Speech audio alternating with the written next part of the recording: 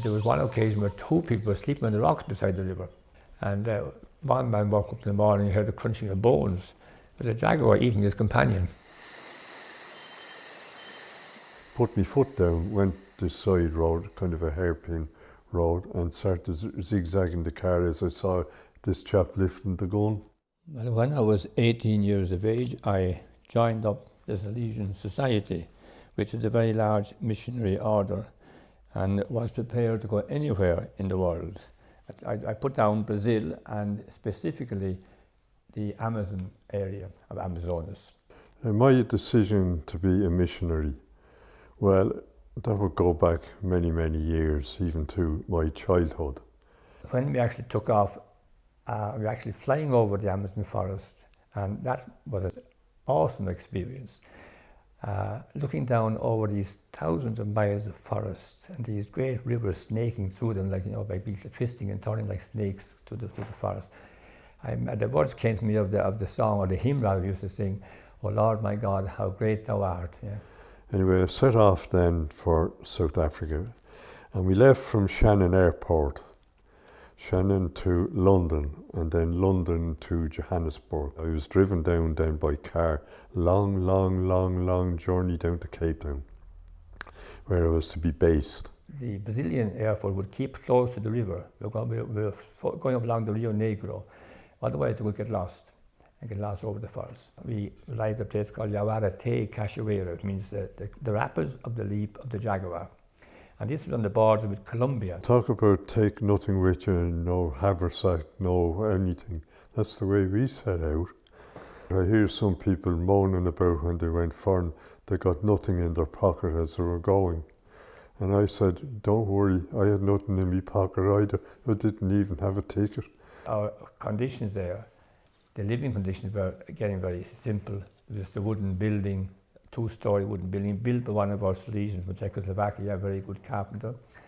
But there were cracks in the boards and the walls and cracks in the floor, so the snakes could come in and bats could come in, and plenty of mosquitoes could come in. So you had to be guarded from them. The first night, I spent the whole night just killing mosquitoes. Very, very hot. I remember putting out a thermometer at 8 o'clock in the morning, went up to 40 in the 8 in the morning, and very humid. Now, the first, in sleeping in that old wooden house, it was so humid that at night time I would have to put my clothes under my pillow so they wouldn't be damp in the morning when you're putting them on. I used to look out at that island at night, and it was just a dark hulk out in the water with one or two lights on it. Now, when I went out there, it was in 1976, Mandela was on that island. He was in the prison there at the time. And I was often thinking, if you were out there, where I was standing, you were looking at that dark hulk. Where he would be at night, if he could look back, he'd see what looked like an amphitheatre coming from the base of the mountain down to the city, all lit up, the lights all around it. It must have been a real sight to see it in reverse. We had about, say, 100 or so boarding in that school, that mission, and others who lived in villages near the area would come in for us. But they were no way European. They were actually an Asiatic people. And you can see it from their features, high cheekbones, almost look like Mongolians, or even look like Japanese. They were from Central Asia, no doubt about it. They were an Asiatic people, and quite different from the Europeans, and very reserved, very hard to get into their mentality, how their way of thinking, unless you really knew their language. We would speak bits of the language. Some of the Salesians learned the language well. One language was Tukana, but then there were different languages. Where I was, we had a hostel. It had been a boarding school, and the school was updated for a while and then closed as a school. It was more like a trade school. We got youngsters from Nazareth House. They were kind of abandoned children, and when they came of the age 12, 13, they would come to us. The boys would come to our place. Our own work would be travelling on the rivers, visiting the villages. Our mission consisted simply in school for the indigenous tribes, to try and give them some sort of education. That meant it had to be a boarding school, because it took some of them a week to get to the place, coming along the rivers in their canoes. I was at that time about half the size of Ireland, the actual parish area. You would travel on the rivers for maybe 2 weeks, 3 weeks. You take everything with you. You take a few pots and pans, a few bit of rice, and that's all you make for boiling up rice side of the river for eating. You didn't get much in the Indian homes because they didn't have much for themselves. Their way of life was existing just for the day. They would go hunt in the forest, fish in the river, and just get enough food for a particular day. And every village, we had something like 76 small villages to visit, and it would take 6 weeks.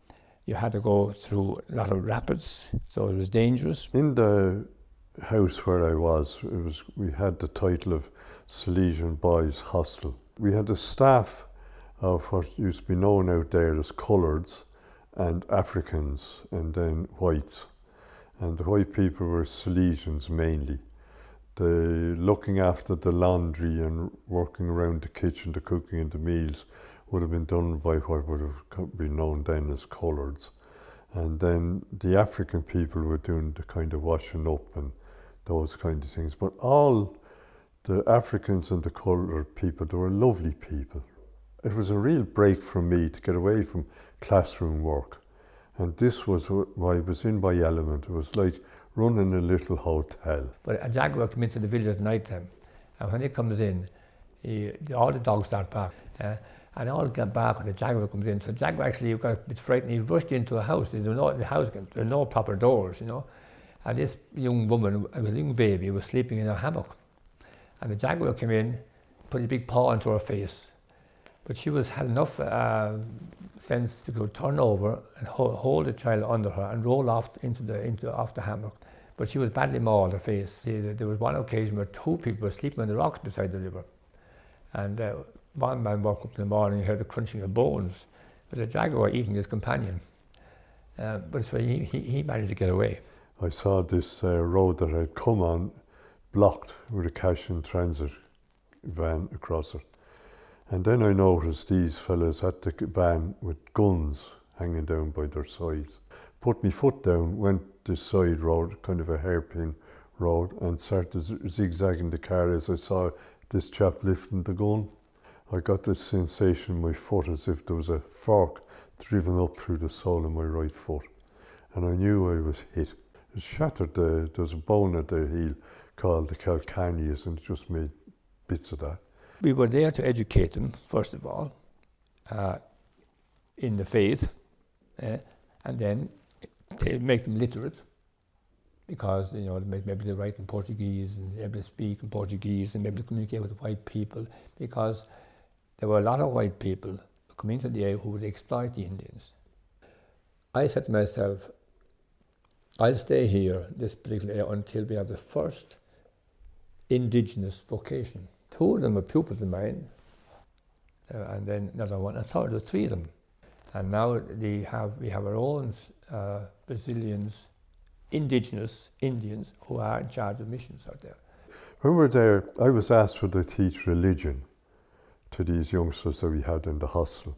Now, I never taught religion in my life. We were invited to come down to a night shelter for the vagrants in Cape Town. Then they asked us, the people in charge of that, would we be volunteering for the soup run? Of course, the youngsters lapped that up. So we used to go out one evening in the week. This went on for about 3 years, both the night shelter and going out in the one evening in the week to different parts of Cape Town where they were living in cardboard boxes. It's become ingrained, well, in me, in an odd sense, and that I'm always thinking in terms of missions. Think of Amazon, of the Amazon, and the life is spent there, and the difficulties you had as well. But it was a great sense of adventure, and a great achievement to be able to help them over those years. Because as I say, now we have they themselves are looking after their own people and their own selves. So. Well, I thought it was really important work. As we said, there was longevity in the family to have to shoot me. Well, now that's been tried, so I'm just wondering now what's round the corner. As one Salesian said when he was asked something about his career as a Salesian, he said, if he had to do it all over again, that's what he would do. And I think that's what I would do.